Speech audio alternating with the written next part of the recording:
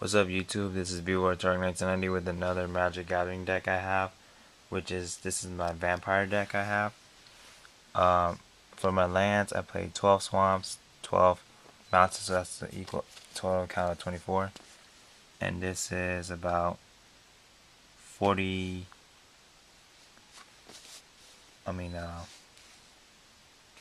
This is like basically a 63 card deck. No, 67 card deck. My bad. This is about 43 cards of monsters and sorceries together. So I'm gonna start off with the monsters. I play the Falkenrath Marauders. So basically these guys, this is like almost the same as Hellkite Charger, except it needs two mountains and 3 randoms. They have the flying and haste ability, so they get to attack first. And whenever they deal damage to a player, put 2 1/1 counters on it. So basically, I could just, when they come in, I can just attack, and they have flying, so you can't block. So you gotta have someone that blocks it, that can block flying, and I get damage, and become 3/3 to get every time they deal damage. So I really do like these guys. They're really awesome vampires. I'm just gonna give them a 5 basically. Anyways, moving right along. Blood Ogre, easy to summon. Bloodthirst. So if he deals damage, if my opponent was dealt damage this turn, this creature enters the battlefield with a 1/1 counter on it, and he gets a first strike, so he gets to attack first before anyone can block it. I play double Falkenrath Nobles.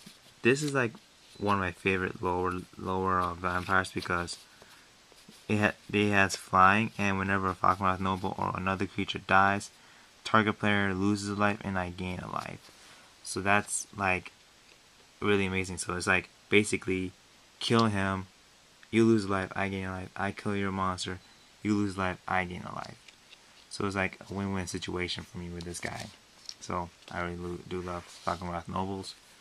Next is Stormkirk Patrols. Basically, whenever it deals combat damage to a player, put a 1/1 count on it. So every time they give him damage, they gain counters for it, and they get stronger by a point. So they're not bad, and it's sometimes somewhat hard to get him out at a point. You just gotta get a swamp and 4 randoms, so that's okay. Anyways, the Markov Patricians, so they have this lifelink.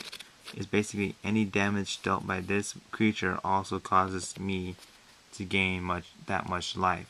So if I dealt like the full damage, which is 3, I gain 3 life. So Markov Patrician, another favorite of my vampires. Next is the Rakish Heir. Whenever a vampire I control deals combat damage to a player, I put a 1/1 counter on it. So this becomes 3/3s every time, or any number by the number of vampires I control. Next up I have is the Bloodseeker, which is a vampire shaman. Whenever a creature enters the battlefield under any opponent's control, I can have that opponent lose 1 life. So that sounds pretty low, honestly. And you also have Summoning Sickness along with that. So basically, he may be 1/1, but his effect is pretty nasty. And his summoning condition is also easy to get. So like, basically, try summoning. I dare you. If you summon it, you lose a life. End of story. So next up, I'd play double Crossway Vampires. When a Crossway Vampire enters the battlefield, a target creature can't block this turn. So once I get here, you have a big beat stick. Okay, you're not gonna block it. You're not gonna block. So Crossway Vampires are good like stun right there for any attack stuns. Blocker stuns. So, anyways, Sengir Vampire. So he has a flying ability, and whenever a creature dealt damage by Second Gear Vampire this turn dies, put a 1/1 counter on Second Gear Vampire. So every time he's going to deal a creature dealt damage by a Second Gear Vampire. So every time he deals damage to a creature, he gains 1/1, and he's a 4/4. So basically, I will attack. He can block that. My opponent can block it. He may, if he lives, he's gonna have a 1/1 counter on it. So Second Gear Vampire is a really good one. Night Revelers. It has a haste ability as long as an opponent controls a human. This guy, I'm not sure about him. I mean, he'll get the haste ability if my opponent controls humans. So I don't know if that's any good at all. But if I ever do go against a human opponent, then he'll be good. But other than that, sucks. Next up, Stalking Vampire. So at the beginning of my upkeep, I may pay 2 swamps and 2 randoms if I do transform Stalking Vampire, which he in fact transforms into a Screeching Bat. I do have the token for it, just to let you know, just so you won't. Like, where is it? It was around here. Like, I have the little packlet card for it. Here it is. Right here. This is it. And it's right there. I didn't put a check on it yet, so. Yeah, I have the token for it. Next up is Child of Night. It has a lifelink ability like Markov Patrician. Damage dealt by this creature also causes me to gain that much life. So full damage, I gain 2 life, and it has a low attack. And it's easy to summon to 1 swamp, 1 random. That's good. That's cool. And I play triple Bloodcraze Neonate. So whenever he attacks, attacks each turn if able, and if it deals damage, put a 1/1 counter on it, so it becomes 3/2, such and such. Don't need to explain more. And triple Vampire Interlopers. It has a flying ability and it can't block, so flying ability cool, cannot block, you suck. Easy to summon, so I guess I see why. Same as Bloodcraze Neonate, 1 mountain and a random. Now that's my monsters. Now I'm gonna get to my artifacts. I play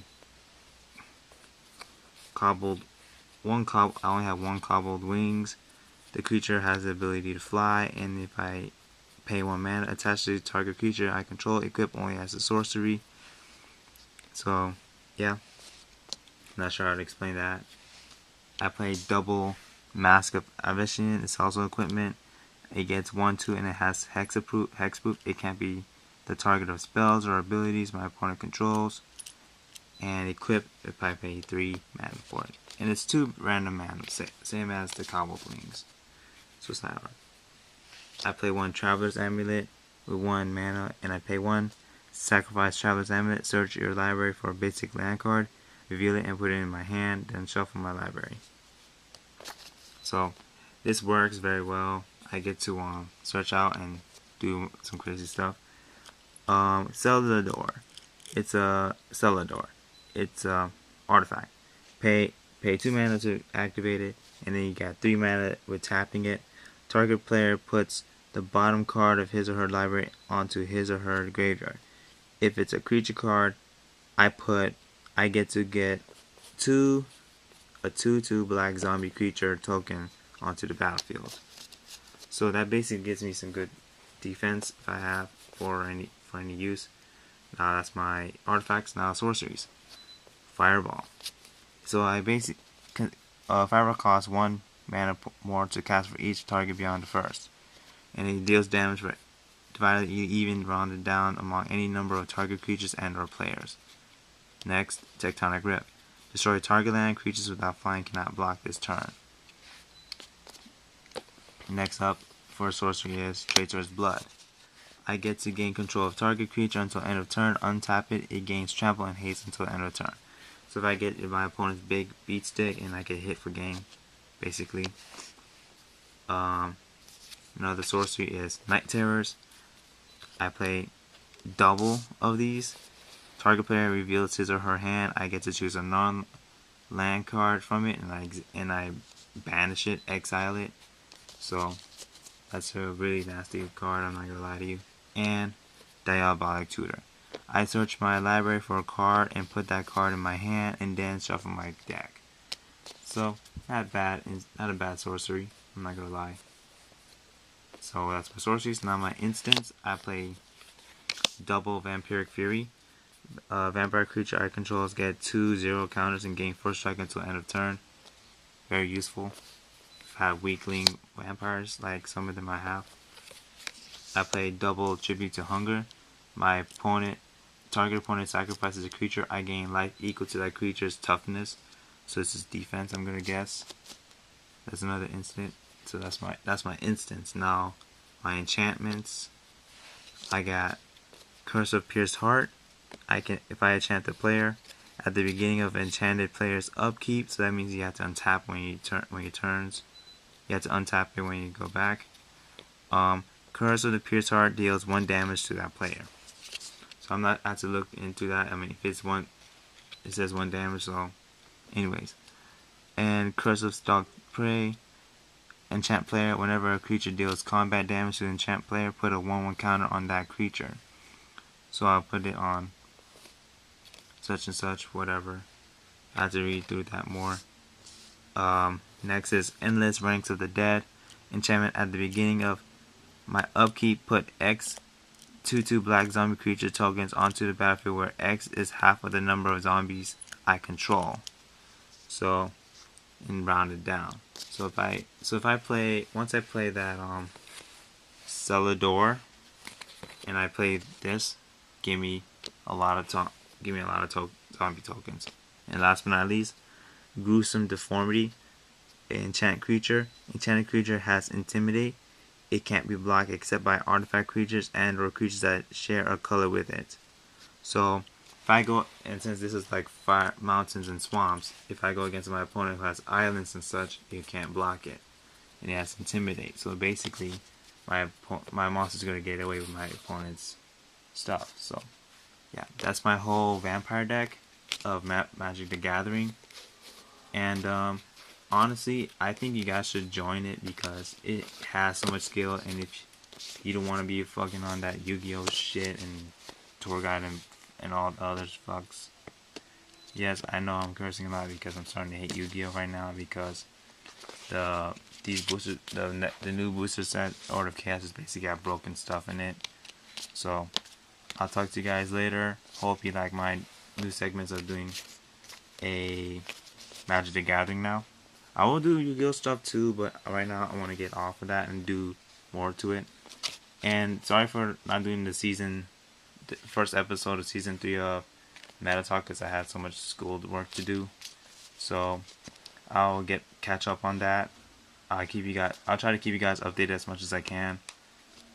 Because right now I have to get my priorities straight because of my school and everything. So I'm not gonna quit at the point, but I'm just gonna resign for a bit because yeah, I gotta get my priorities straight. So I'll talk to you guys later, and hopefully and I will do another video of the tour guide reprint. So I'll catch you guys later. Deuces. Peace out.